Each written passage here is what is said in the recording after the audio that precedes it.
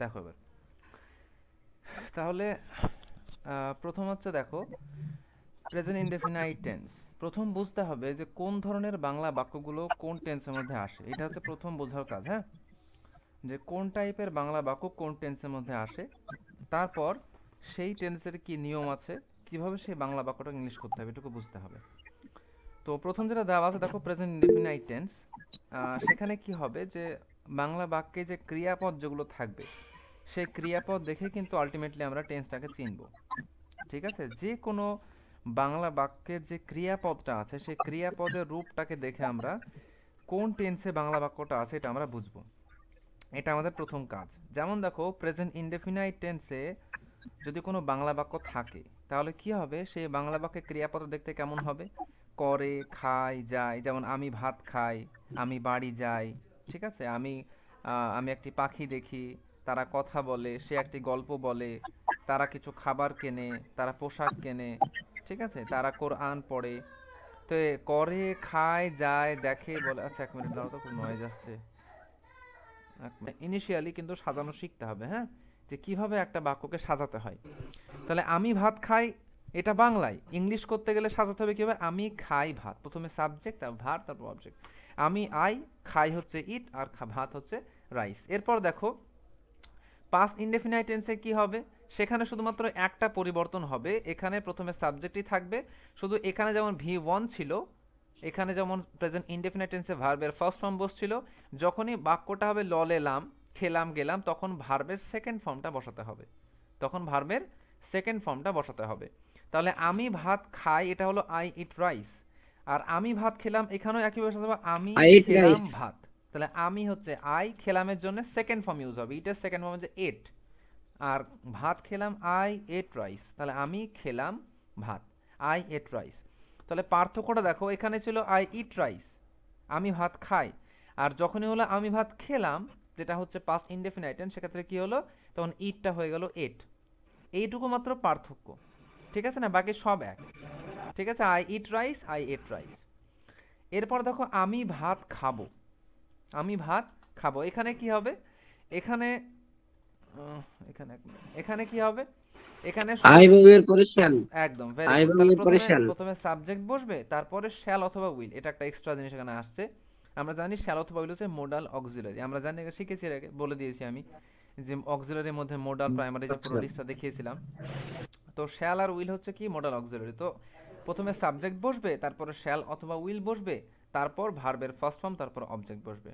তাহলে এখানেও একইভাবে, তাহলে আমি ভাত খাবো, তাহলে ভালো করে ইংলিশ সাজালে কি হবে, ইংলিশের মতো করে আমি খাবো ভাত। তাহলে আমি খাবো, আই, আমি খাবো, তার জন্য শ্যাল অথবা উইল। আমি শিখিয়েছি এর আগে শ্যাল যে রাইস। আয়ের পরে আর উইয়ের পরে কি শ্যাল হয়, তাহলে আই শ্যাল, এরপর ভার্বের ফার্স্ট আই ফর্ম হচ্ছে শ্যাল ইট, আর ভাত হচ্ছে রাইস।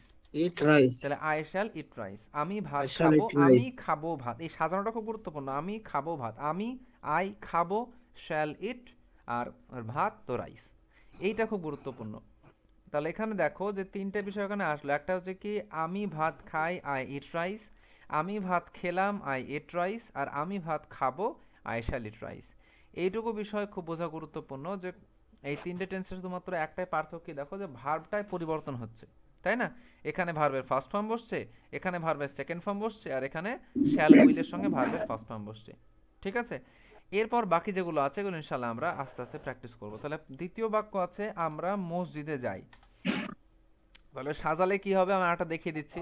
সাজালে আগে ইংলিশের মতো সাজাতে হবে, প্রথমে সাবজেক্ট, সাবজেক্ট হচ্ছে আমরা, এরপরে এরপরে ভার্ব বসাতে হবে, তাই না। আমরা এর যাই ভার্ব কোনটা, মসজিদে।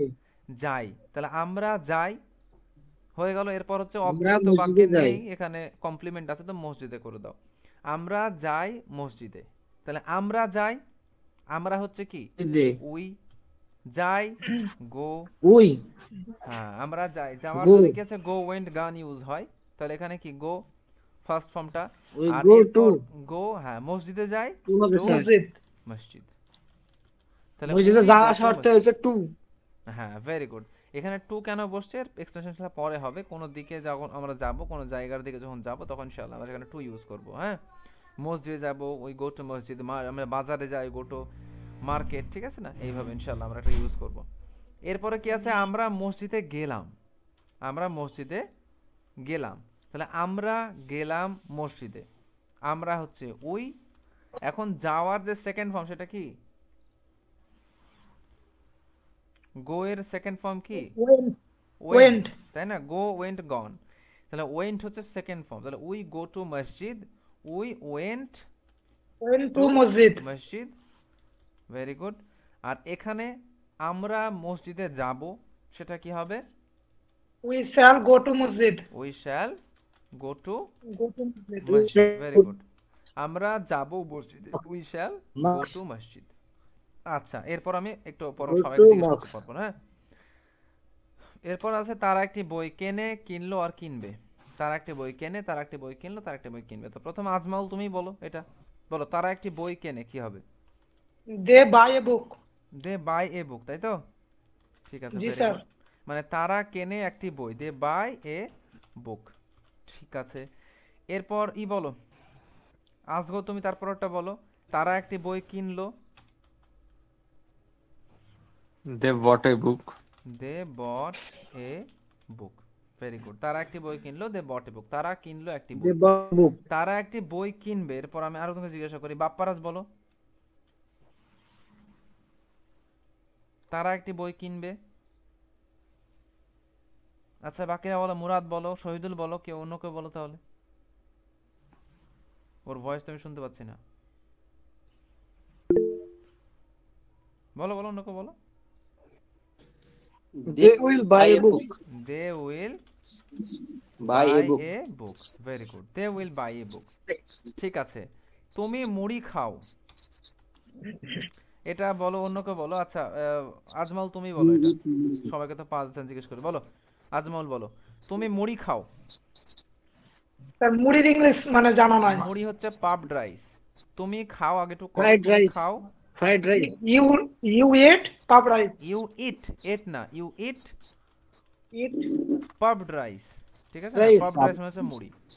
You eat puffed rice. তুমি মুড়ি খেলে, এরপর বলো, ই বলো। আসগর বলো।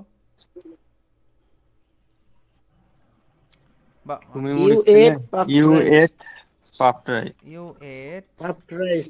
Puffed rice, puffed rice. ঠিক আছে, you ate puff rice. Perfect. Puffed rice. Puffed আচ্ছা, তুমি rice. মুড়ি খাবে, এরপর বলো। বাপ্পারাজ বলো। বলুন স্যার। বলো, তুমি বলো, তুমি মুড়ি You খাবে will বলো। puffed rice. You You will puffed rice. You will, verb You কোথায় গেল? will. You verb. will puff. You Puffed will rice. Eat puffed rice, তাই তো? Puff. Oh, You eat will হবে eat স্যার, puffed eat হবে। rice, ঠিক You will আছে। eat puffed rice. আচ্ছা, বলো, তোমরা নামাজ পড়ো, এটা কে বলবে? শহীদুল বলো। নামাজ পড়ো। পড়ার জন্য এখানে তুমি রিড ইউজ করতে পারো, অসুবিধা নাই। নামাজের জন্য নামাজ। You read namaz. You read নামাজ। ইউ রিড নামাজ। Read নামাজ। ঠিক আছে, এরপর You read next, নামাজ। ঠিক আছে, সমীরুল তো নতুন মনে You চলো। pray আচ্ছা, বলিতে হবে স্যার। বলো You pray. না। ইউ প্রে নামাজ তো হবে না, ইউ রিড নামাজ কত? প্রে মানে You প্রার্থনা read করা। নামাজ। ইউ রিড নামাজ, ঠিক আছে, You অসুবিধা নেই, read এগুলো use করো, নামাজ। অসুবিধা নেই। আচ্ছা, তোমরা নামাজ পড়লে, এটা কে বলবে? শামসুজ্জামান, শেখ ইসমাইল, তোমরা কাউকে বলবে না হলে আজমা। আচ্ছা, বলো, শামসুজ্জামান বলো তাহলে। You read. You sir read হবে, হ্যাঁ। You read নামাজ। হ্যাঁ, ভেরি গুড। রিড থেকে উচ্চারণটা You আলাদা read হবে তাই, নামাজ। কিন্তু স্পেলিংটা একই। Read. থেকে হয় read. You Read, read read, namaz. read. Read. You read namaz. আর তোমরা Read, নামাজ read, পড়বে, ঠিক আছে, এটা বলো দেখি, এটা আজমাল বলো। তোমরা নামাজ পড়বে। You will read namaz. You will, You will read namaz. You will read নামাজ। You will read namaz. You will read নামাজ। ঠিক আছে। আচ্ছা, এরপর আমরা প্রতিদিন কোরআন পড়ি, বলো। আসগর বলো। We read Quran daily. Every day. বলবো স্যার। We read বলো, Quran বলো, every we day. read We read Quran every day. Quran Quran every প্রতিদিন day. হচ্ছে এভরিডে, তাই না? জি স্যার। পুরোটা কি বড় হবে? কি বড় হবে স্যার? হ্যাঁ, একদম। দাঁড়াও। কিউ, চলো। উই রিড কোরআন এভরিডে, ঠিক আছে। আর আমরা কোরআন পড়লাম, We We read. read We read Quran. We read We read Quran, We read Quran. We read Quran, ঠিক আছে। আর আমরা প্রতিদিন কোরআন পড়বো, We We shall shall we read shall, Quran every day. We shall read Quran Quran every day. Read Quran every day. Every day. ঠিক আছে, we shall read Quran every day. চলো এটা কি এটা বড়তে করে দিই। তাহলে এই গেল আমাদের হ্যাঁ বোধক বাক্য, ঠিক আছে। আমি বাড়ি যাই, আমি বাড়ি গেলাম, আমি বাড়ি যাব। আমি তিনটে পাশাপাশি এই কারণে করালাম যে এর মধ্যে যে লিঙ্কটা আছে, লিঙ্কটা বোঝা খুব জরুরি, হ্যাঁ।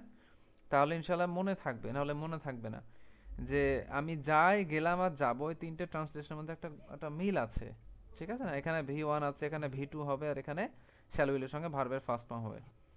তো তিনটে ইনডেফিনাইটের এই ছিল অ্যাফার্মেটিভ সেন্টেন্সেস, অর্থাৎ হ্যাঁ বোধক বাক্য, কেমন? আচ্ছা, এরপর 2 নম্বর নেগেটিভটা দেখে নাও। আচ্ছা, এর মধ্যে আরেকটা বিষয় আছে, সেটা তো এটা হলো। এবার এই যে প্রেজেন্ট ইনডেফিনাইট টেন্সটা আছে না, এর কিছু ব্যতিক্রম ধর্মীয় কিছু নিয়ম আছে, এটাও একটু খেয়াল রাখতে হবে। এটা বলে নি যে কিছু ব্যতিক্রম কি আছে। যদি বাক্যের সাবজেক্ট যে আছে সে যদি থার্ড পারসন সিঙ্গুলার নাম্বার হয়, তাহলে ভার্বের সঙ্গে কি হয়, এস বাই এস যুক্ত করতে হয়। এস কিছু বাই কিছু এস ভার্বের যোগ করতে সঙ্গে হবে এস, স্যার। আর কিছু এস কিছু বাই ভার্বের সঙ্গে এস ইএস যুক্ত করতে হয়। ওই জন্য আমি যে বা ভার্বের ইয়েস। লিস্টটা দিয়েছিলাম এর আগে, ওই লিস্টে দেখিয়েছিলাম যে একটা ফোর্থ ফর্ম মানে এস বাই এস যুক্ত করে, ওটাও দিয়েছিলাম আমি, ঠিক আছে। তো ওইটা একবার আগের যে প্রথম দিন যে মেটেরিয়ালস ছিল ওই মেটেরিয়ালসে আছে, 1 নম্বর ডে 1 মেটেরিয়ালসে দেওয়া আছে ওটা। তো থার্ড পারসন সিঙ্গুলার নাম্বার যখন তোমার সাবজেক্টটা হবে, এখানে যেমন আমি, এটা কি, এটা ফার্স্ট পারসন সিঙ্গুলার। যখন রহিম হবে ফার্স্ট তখন কি পারসন পরিবর্তন হবে, তখন ভার্বের সঙ্গে থার্ড পারসন। এস বাই রহিম এস রহিম যুক্ত এটস করতে হবে। রাইস।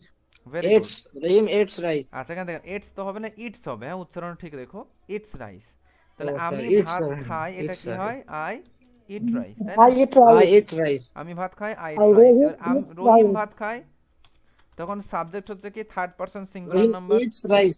তো রহিম রহিম ইটস এবার রাইস। ইট এর সাথে কি হবে, এস যুক্ত হবে, তাই না? রহিম ইটস ইটস রাইস। রাইস।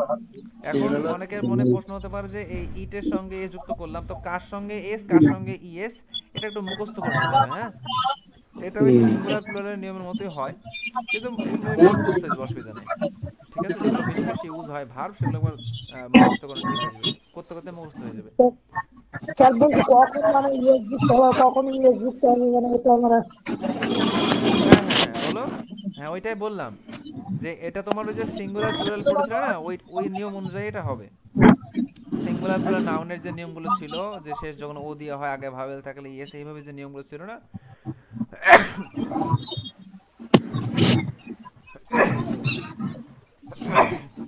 তো ওই টাইপেরই হবে।